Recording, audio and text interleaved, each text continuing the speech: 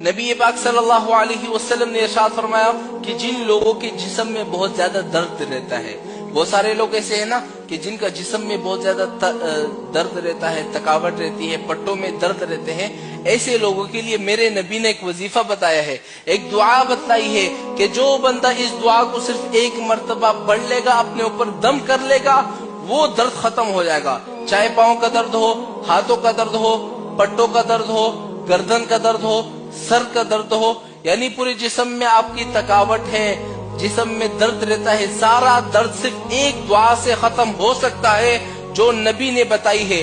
वो दुआ कौन सी है मैं आप सब लोगों को बता रहा हूँ। खवातीन है, आपके जिस्म में दर्द रहती है, पट्टों में दर्द रहते हैं, तो नबी की ये दुआ पढ़ लो। मर्द हजरात है, बूढ़े हैं, बुजुर्ग हैं, बच्चे हैं, इस दुआ को पढ़ लो, जिस्म का दर्द खत्म, जिस्म की तकलीफ खत्म। वो दुआ कौन सी है अपने पास नोट कर लो।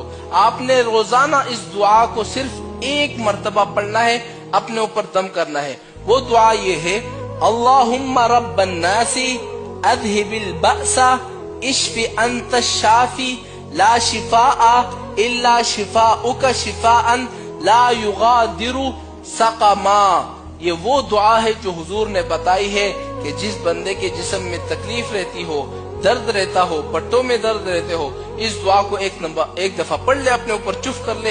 इंशाअल्लाह हुजूर के बरकत से, हुजूर के फरमान की वजह से आपके जिस्म का दर्द एक